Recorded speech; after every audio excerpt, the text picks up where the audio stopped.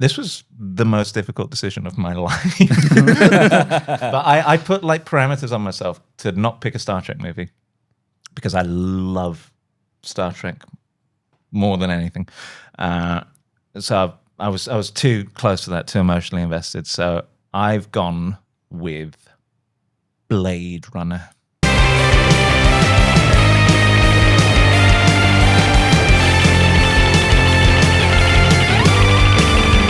Hello and welcome to the Cinescope Podcast, the show where indie filmmaking meets fandom, pop culture, and everything in between. I'm your host, Luke Walters, and each week I'll be joined by a gaggle of fellow creatives, writers, directors, producers, actors.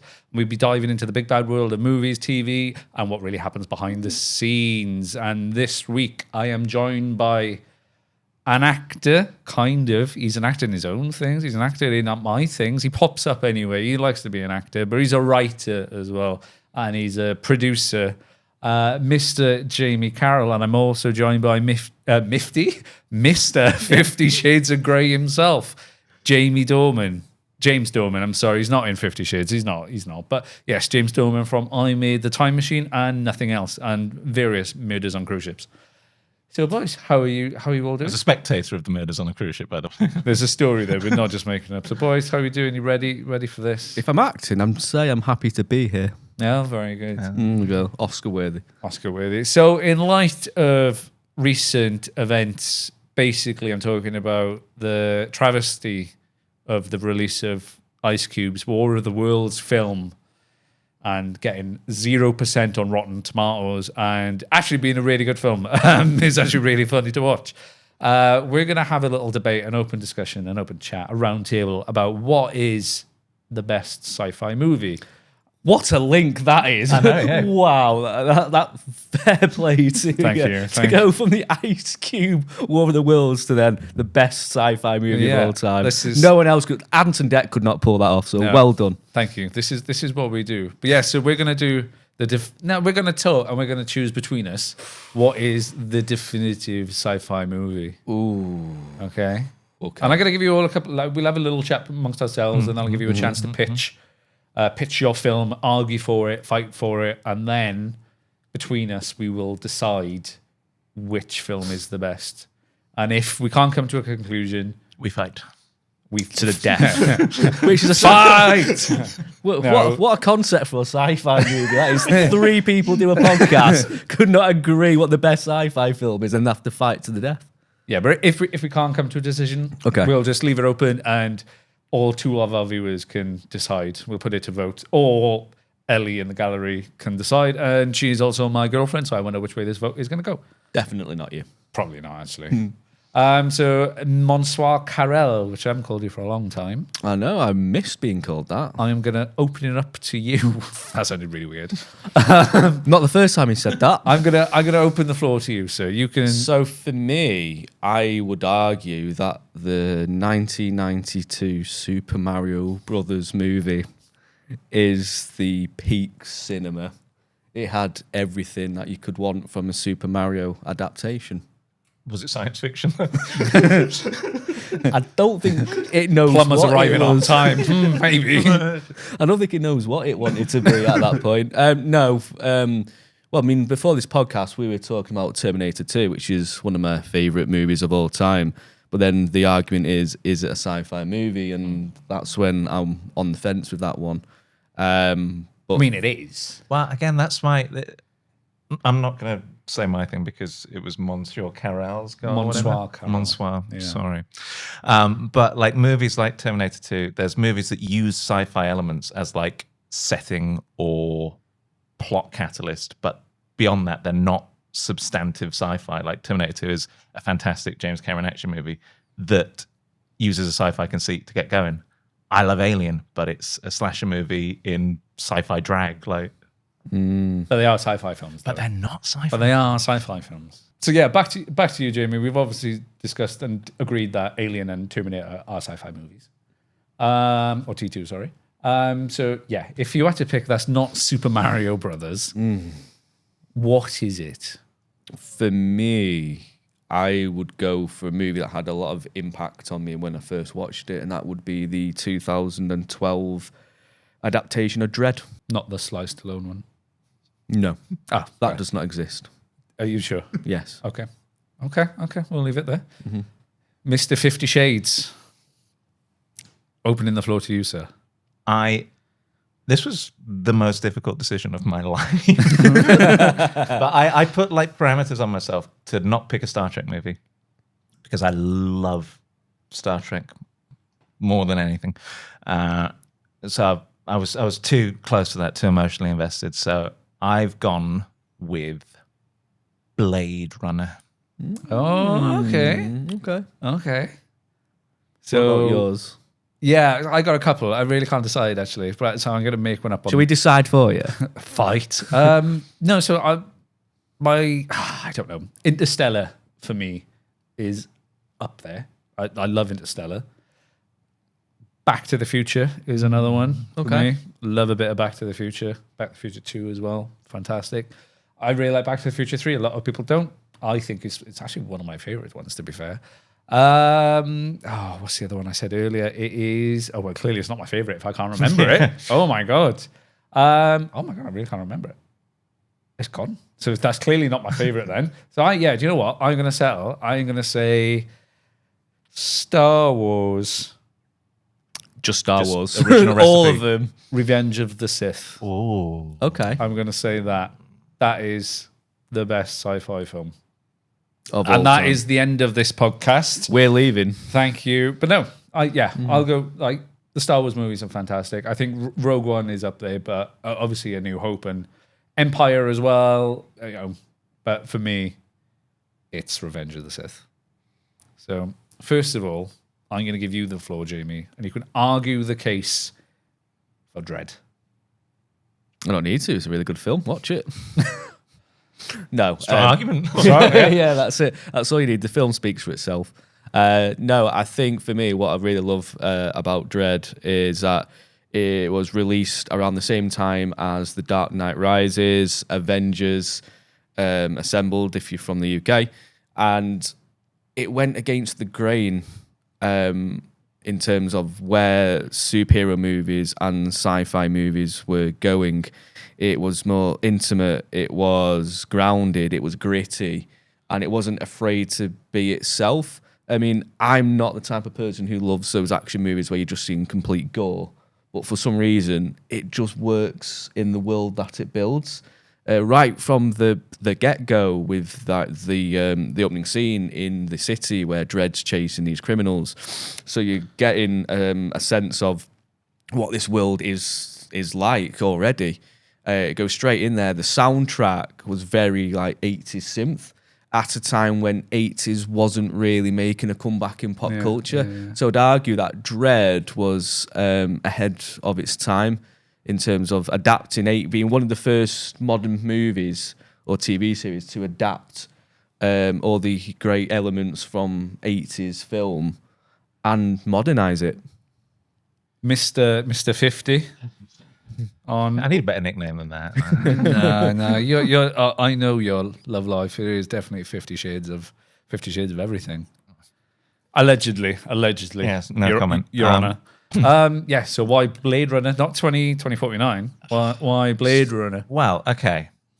I made a definition in my head of like substantive sci-fi, what real sci-fi does, and it looks at big ideas or aspects of the human condition and stuff like that. It's a prism to explore things side on, and that's why sci-fi is so effective and subversive and fantastic.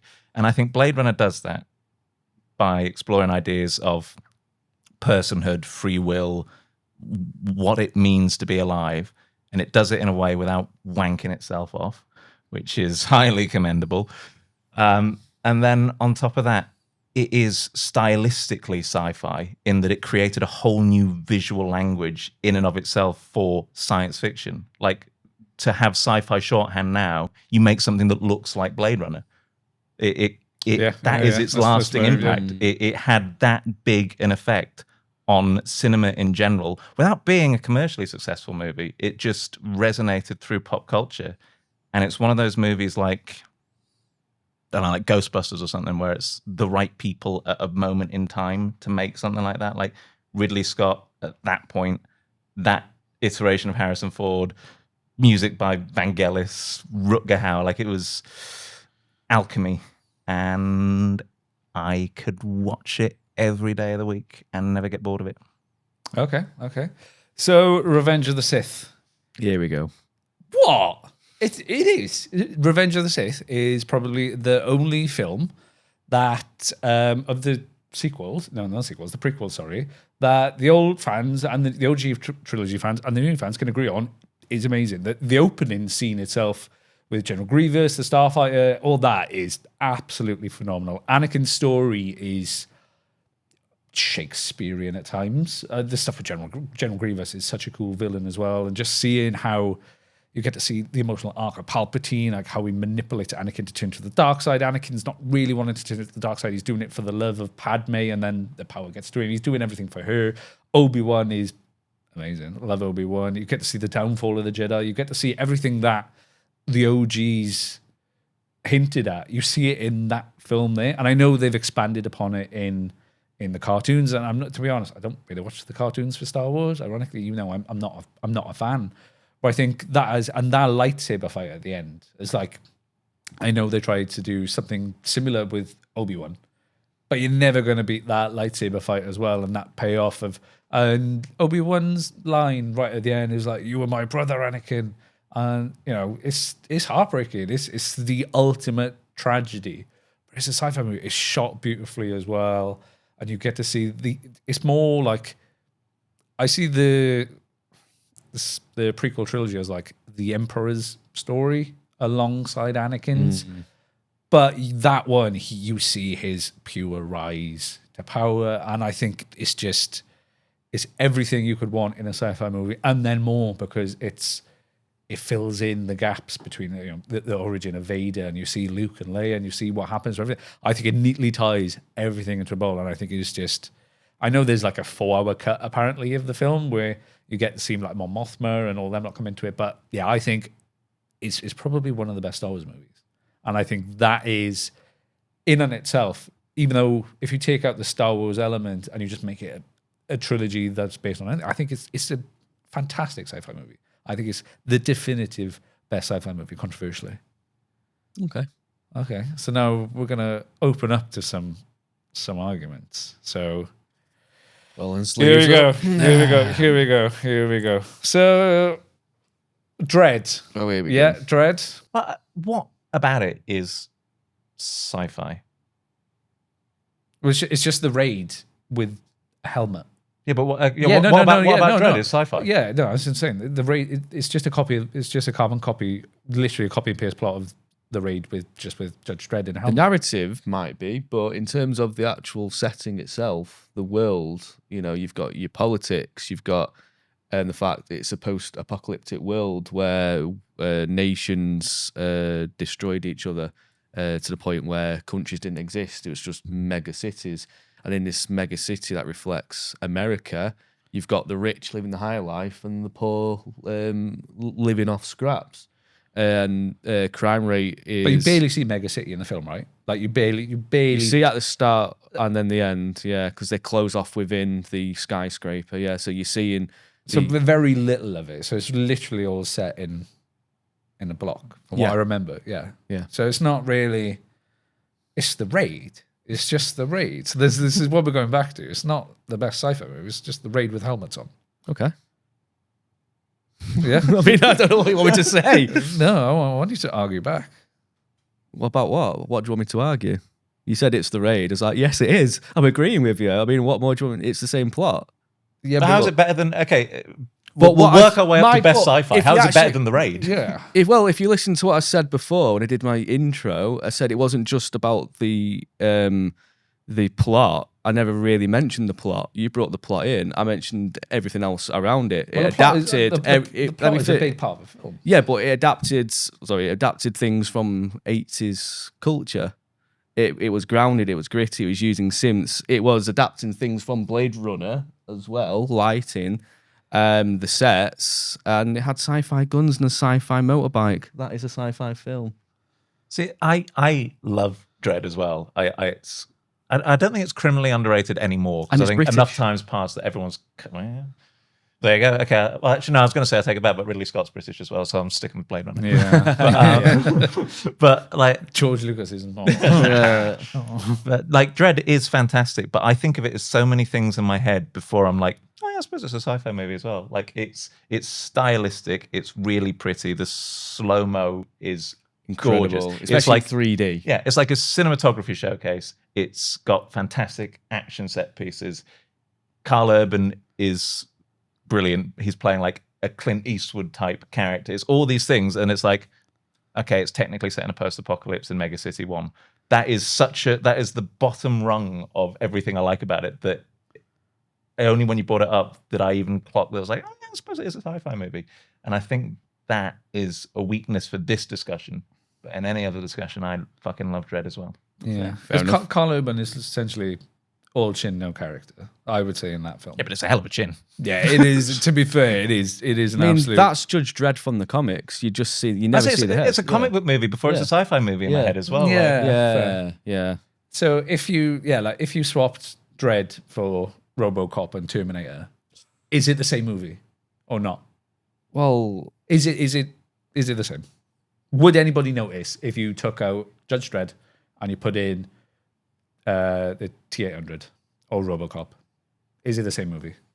Probably couldn't call it Dredd anymore. To be No, but fair. well, yeah. you can't call it Dredd, but No. it's the same movie. Like everything happens, it's the same. Like Carl Urban No. literally has no character in it. Like no. He does. Go- He does. go on then. So, okay. So you've got Judge Dredd and you've got his accomplice, Anderson. And it was more a case of he didn't want the partner. He thought that she wasn't good enough. She was just she's not going to survive in this world. When they are locked in, basically what's a council estate in a skyscraper. But it is a British movie. Isn't Right, it? yeah. He was like, at first he sees the world. He doesn't trust any person. He says they're all scumbags. Every person here is a scumbag. She's like, I came from a place like this. And throughout the film, he actually sees the world differently and judgment differently through her eyes. There's various plot beats where he says, you're not ready, you're not ready, you're not ready. And he keeps asking her, pushing her, are you ready? And each time she's like, no, I'm not. Then the final showdown, he asks her again, are you ready? She's like, fuck yeah, I am ready. And then he learns to trust her then as well. So it does have character So he does moments. have an arc then. He does have an arc, So yeah. if a viewer is going to watch this now, if someone listens to this and they're going to watch it straight away, and they're not a fan of the comics, would they get like the backstory of Dredd in this film? Yeah. What? They'll tell me then, because I didn't pick up on it at all. Really? Yeah. What was not to pick up? Just the opening scene is in a world where there's far too much crime going on and not enough and law enforcements. The police officers have to be judge, jury, and executioner. So that's pretty much what he is. He's just very much detached from this world. There's a very graphic scene where after the first crime from the opening scene, he's just gunned them all down. You got what's called the meat wagon, and the meat wagon is basically just this like trolley, automatic trolley that's just cleaning up the dead bodies.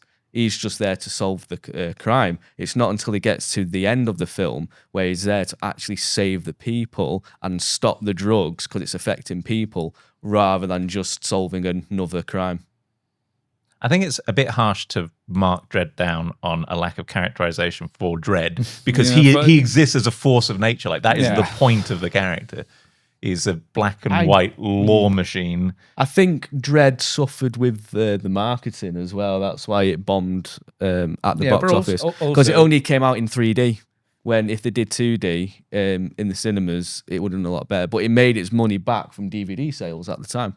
But also, if we're going to talk about the definitive best sci-fi, are we going to talk about box office? I hope not. Because if so, I've won this. Sorry. I can't wait to get to Revenge of the Sith. But I would argue it's not the best sci-fi. I would Okay. say Matrix is better easily. If you're Matrix fills the niche that Dredd does in sci-fi of sci-fi action yes. better than Yeah. more creatively than Dredd does, I think. Okay, so Blade Runner. Let's talk about Blade Runner. What do you need to know? It's fucking Blade Runner. So, why is there so many different versions of it? I think what's the definitive version? Like, if someone's going to watch it and be like, "This is the best movie of all time," which one? 3.1, 8.4, 2.6? That is the tricky part. The version I've seen the most is the final cut, I think, which I don't know exactly how differs from the director's cut. But that's not as bad as the level of George Lucas tweaking. So Yeah, Ooh, what a comeback. and it doesn't change the substantive points of the movie, which are that it does this very, very subtly philosophical exploration of ideas about humanity, but in the thing that I argued against other things being sci-fi, Blade Runner does as well, but while still remaining sci-fi, it's like a fantastic pastiche of a noir detective story as well, transposed into a fully realized futuristic world. Like you're talking about Mega City 1 and the world of Dredd being this post-apocalypse. Well, Blade Runner has a world like that with off-world colonies, and it's all fully realized But if and you given to you in replaced 3 Harrison frames. Ford with RoboCop or The Terminator, is it still the same movie? I'm going to be honest with you, it's probably a better movie. I would love to see RoboCop shoot Rutger Hauer in the dick. Only joke. So obviously, Blade Runner is described as a bit of a slow burn. Yeah. So does that just mean nothing happens? Because it's just boring. Like, You see, Blade Runner is like a John Carpenter's The Thing. It's a mood movie. You don't get all the enjoyment from it doesn't come from the plot or the breakneck action or the twists in the narrative. It is enjoyable just to exist in that world and luxuriate in the neon and Vangelis trilling away on his synthesizer. so it's like no plot, all vibes type of thing. Like, no, it's a hell of a lot of vibes, right amount of plot. are you sure? Okay. I would say if Does he solve anything? No, he doesn't because There we go then. it's he occupies the archetypal hero role. So you assume, based on American cinema up to that point, that he is the protagonist, but he's not. It's the story about the replicants. It's Roy Batty's story more than anything else. Like a lot of time and effort is given to making all of the replicants appear sympathetic. They are the ones who go on journeys. They are the ones who overcome hardship. Harrison Ford, Deckard's the antagonist to their story. And it culminates at the end where you finally have him and Roy Batty face to face, and you actually see that it was Roy Batty's story the whole time. Harrison Ford is a narrative necessity more than anything else. So is Harrison Ford phoning it in the entire time? On the voiceover on the original theatrical cut, 150%. He's probably stoned while he's doing it. He looks like he'd rather be anywhere apart from there. I know that I'm trying not to bring in the stuff I know about, like the real world friction that he had with Ridley Scott making it as well. I don't think he's phoning it in at all. I think he very deliberately probably picked that project after having been Han Solo and Indiana Jones because he wanted to actually act and play a different kind of character and not be a brash, charismatic, archetypal hero. I think he does a really good job. I think Harrison Ford in general, because he was such a big movie star, he's maybe underrated as an actor. And I think he does exactly what he is supposed to do in that role, in that story, and he does it well. The issue is he's not supposed to be a brash, typical Harrison Ford character. So that's why a lot of people don't connect with his performance. I'd argue that if Dredd was a faithful adaptation of the original source material, Blade Runner certainly wasn't. It deviates What quite... source material is there for it to be pulling from there? It's not based on a comic book or anything. It's based on the It's based on the book. It's Do Androids Dream of Electric Sheep? but it's not called Do by Androids Philip Dream K. of Electric Sheep, is it? No. It's called Blade Runner. Yeah, But do androids dream of electric sheep? Yes. Okay. Definitively, yes. I get what you mean. Yeah, no, I'm in agreement. I mean, I really like the Philip K. Dick short story as well. Well, novella. But it's it is so different that I don't think you can really compare it. It uses terminology, character names, the very basic kicking off point of the plot, and that's about it. It is entirely its own thing. I think that it does reference. It does have an electric, like an android sheep. In one of the scenes. There's an owl. Is that what it is? It's an owl. Okay. It's a synthetic Can you owl. not mention sheep? Oh yeah, he's getting a bit excited now. Yeah, let's not go there. Thank God his legs are crossed. Yeah. So if anyone in that film did their job for 30 minutes, would the film be over? Was in the director or the characters? Yeah. If anyone on screen did their job for 30 minutes, would that whole mystery be wrapped up and everything be over? Oh, there's no mystery. That's the thing as well. You see, I genuinely think this is why it didn't connect with audiences at the time, because it sets off like a detective story, and you're expecting all the beats of a detective story, and it deliberately subverts that, like Rian Johnson. Oh God, let's not go. The Last Jedi is the best sci-fi movie. Yeah, but it No does, one's saying that. No one's saying that. But it does. I can't even defend it as a piss take. I was trying. I was ready to go on a tangent there, and I just don't have the energy. I died a bit inside.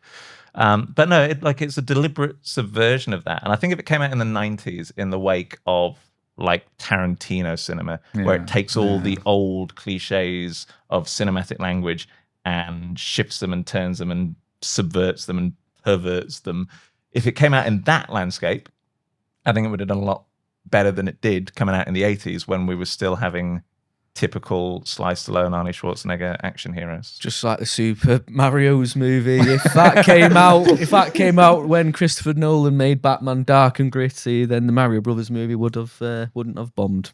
If that helps my support of Blade Runner, I wholeheartedly agree.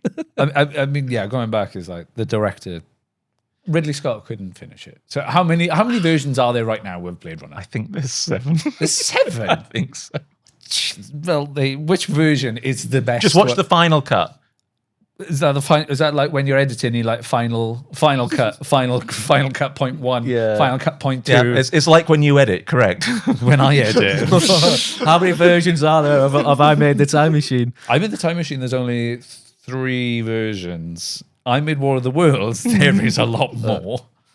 There's a lot more. But no, that's fair. I get what you mean, but if Ridley Scott can't even decide which version, well, I think you have wants to put out. remove. I'm trying to, even as I argue this myself, I'm trying to remove the real world part from it and just take any cut of the movie. And I think any cut of the movie works. I say that confidently, having not seen at least half of them.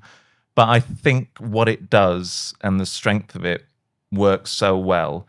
And I think just the fact that the visual language of Blade Runner endures is I think its legacy is testament to its importance. Okay, fair. So Revenge of the Sith. Right. Yeah. Come on then. Okay. Thank you, ChatGPT. So I'm having an argument with the computer. I know. Is Revenge of the Sith a strong film in its own right, or is it just the best of the prequels? No, I think it's a strong film in its own right.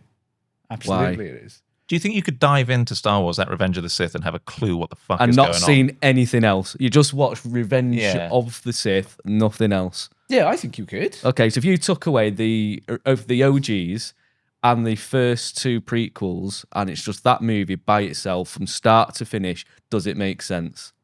I think it does, yeah. Why? Absolutely. Because it's still telling a story of love, loss, and it, as I said, it's a Shakespearean tragedy, essentially. Anakin's downfall is a Shakespearean tragedy. It's like that is ingrained in us. We know the story, we know the hallmarks of it. And I think anyone can relate to a guy that's fallen to the dark side he's trying to do everything to save his wife. And I think that translates, doesn't matter if it's the third of a trilogy or if it's the sixth of the sixth of 2 trilogies, really. But I think everyone can relate to it. Everyone can jump in. And I think you're in awe of that first 20 minutes. And when you see them 2 bantering in the starship as well, and you get the gist, oh, cool, these are the 2 main characters. And I think you get straight into the action. Everyone's going to be in awe of that opening. You're going to get them. Do you think they're then going to be a bit pissed off when they break those characters up for the rest of the movie? Yeah, to be fair. Pretty much, to be fair. But yeah, I think it holds holds enough weight on its own. So you're saying that Revenge of the Sith is a tragedy in its own right, and it's not a connective tissue between the prequels and the OG movies? No, it is. Well, we've had Obi-Wan come out, and that is a connective tissue between it. We've had Rogue One come out, and that is a connective tissue. 7 seasons of the Clone Wars animated. It's an animated series, not a cartoon series. So many people will be upset about that. Oh, really? Probably, Deeply One of them sat right here. Yes. deeply apologetic. Yeah, I think everyone wants to see Darth Vader. They want to see the origin of Darth Vader, and I think we do get it. Is it connective tissue? Yeah, but it does. There's still a lot to be picked up in Do you between think it those does films. that job well, though? Because it leaves everyone in their, like, A New Hope starting positions 20 years before A New Hope. Like, that's a very bizarre... Like, if Obi-Wan hadn't come out, which had the job of trying to... Connect the dots. Had a job of trying to make him go in a circle and end up back where he did at the end of Revenge of the Sith, because that's where he needs to be for the start of A New Hope. Do you think it's even good connective tissue? Because it leaves everyone ready for A New Hope 20 years too early. Well, I'm from South Wales, and I know people that have basically stayed exactly the same position for 20 years. So to me, makes perfect sense. I was like, why wouldn't they not do anything for 20 Why years? did it take 20 years to build the Death Star? Like, we see his scaffold at the end of Revenge of the Sith. That's just George Lucas. I'm not gonna lie. Some of it is. No, I will relate. Like, it's not the perfect movie, but I think it on its own, it stands alone as a great movie. It's a great sci-fi movie, and it's a great Star Wars movie. Is Star Wars, not to make the same argument every time I open my mouth, but Is it sci-fi? is it sci-fi? It's fantasy It's in a space. it's a sci-fi western, I would argue, to a degree. To me, it's space opera. You're a space opera. Thank you. Best thing you've ever said about me. I know. Yeah. No, I think it is. It is it's science fiction. It's like Arthurian myth, but in space. Yeah, but still sci-fi though. Like it definitively, space. It's Okay. It's a sci-fi western, realistically. Well, A New Hope is. So you mentioned that the And a audience wants samurai to movie. see. And everything else that George Lucas It's in everything, ripped off. maybe. It's in everything. It's in drag of a sci-fi. Yeah. But it's a sci-fi That's the most movie. intelligent thing you've ever said. Oh, fantastic. So you mentioned that the audience wants to see the fall of Anakin and the rise of Darth Vader. Yeah. Mainly Darth Vader more than Anakin. It's mainly Anakin for the movies up until that point. However, would you say that Anakin falls to the dark side too quickly in this movie? Because Actually, that's the point. You're saying he's trying everything to save Padme. What the fuck does he try? Tries getting unlimited power. Yeah, maybe there's a couple of steps you can take before that. No, but I think it's the story, isn't it? As I said, this is the Emperor's story of him manipulating, and it's very heavily hinted at in this film that he's the one that created Anakin through the midichlorians, and he's trying to turn him into like, oh, look, the people that you're working for are evil. So it's this story of this man who's. do you feel Anakin's fall feels earned in this movie in its own right, or do you think that the previous two does a lot of the heavy lifting to help with that fall? I think it does. I don't think the second one does a lot of heavy lifting at all. To be fair with it, I think it's cool. He gets his hand chopped off. Fantastic. Finds Count Dooku. He kills all those kids. That's the third one. No, he kills Tusken Raider The kids. Tusken Raiders. Yeah, of course. Yeah. I think that, first of all, I think that there's enough material in Revenge of the Sith that story should have been the whole prequel trilogy. Yeah. No. I agree. Okay, yeah. And I think that I like Revenge of the Sith is one of my favorite movies. Like, it came out at the perfect time. I was 13 years old. It came out argument. on my birthday. But Anakin's already fallen to the dark side. Like, he killed children in the previous movie. It's done. There's no real narrative tension, even though you know he's going up as Darth Vader. Even if you didn't know that, it's like, well, he's already killed a bunch of kids. I think that ship has sailed. No, he's having force visions of his wife dying, his pregnant wife dying, and he wants to do everything. And then this guy's coming in who he is friends with, who this guy's essentially groomed from a child, and he's like, I can grant you unlimited power and give you everything you want. And oh, by the way, the people that have been raising you your entire life are awful and they're plotting against me. And look, we can see Mace Windu. Look, this is proof. And he's like, oh my God, look, everything he's told me is right. You argued that someone can watch Revenge of the Sith with no context and it's a complete story. My argument is audience brings a hell of a lot of their own knowledge and also expectation of what the story's done, and that carries most of the narrative heavy lifting, because you have to do a mental reset from Attack of the Clones to be like, Anakin is pure and will be corrupted. You have to go into the movie. Doesn't do that because the movie's already killed kids in the previous one. Like, Padme. So in the OGs, she's a woman. Yeah, she is a woman. In the OGs, Princess Leia was, I know what you're going to say. It's a plot hole. I know what it is. It's an absolute plot hole. No, I was going to say she was like an action hero. All the young girls wanted to be Princess Leia. How she had her own agency. Do you think Padme had her own agency in Revenge of the Sith? She has that really intense brushing her hair on a balcony scene. Yeah, to be fair, it is quite intense. It is quite intense. I don't think as much. I think she becomes the plot device for Anakin's fall to the darkness, essentially. I think, but in the second film, she does. But we're not talking about the second film. But I think in this one, probably less so. She's less of the action hero than she is in 1 and 2. So yeah, I'd relent on that. Yeah, and I know there is a massive plot hole, but with Leia saying, "Oh, I remember my mother when I was a kid," and obviously she didn't because she died in childbirth. I get that. But that doesn't matter because that's an OG film. If we're talking about this film standing on its own 2 feet, then it doesn't matter about the plot holes. That's a plot hole from another film. That doesn't count in this one.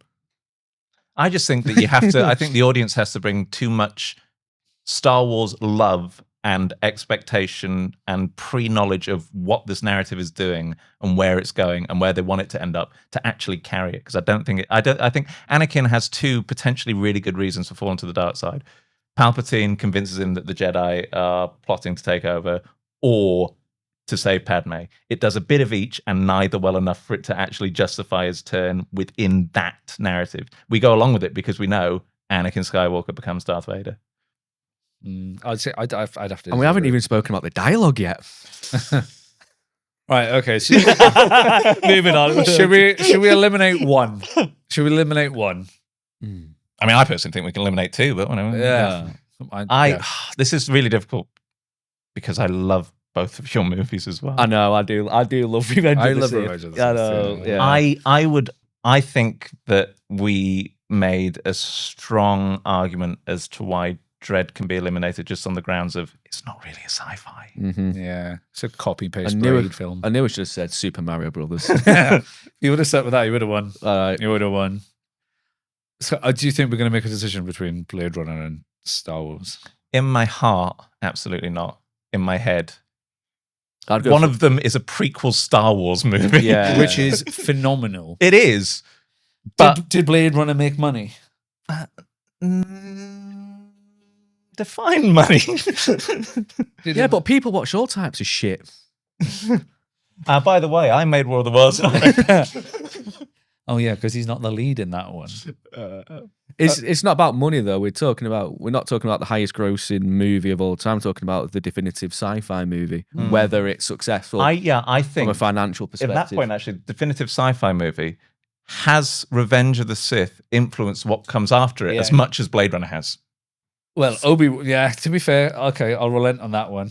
I will relent, but I think the influence I have is just a stylistic choice. It's not because of the fit. I think if you make another sci-fi movie in that vein in the 80s, you're gonna get the same thing come afterwards. I think Revenge of the Sith is just just all encompassing. It's I think such it's just a unique collection of raw ingredients in Blade Runner that I don't think I mean, you could argue, and I argue this with myself because it's true, and I talk to myself apparently.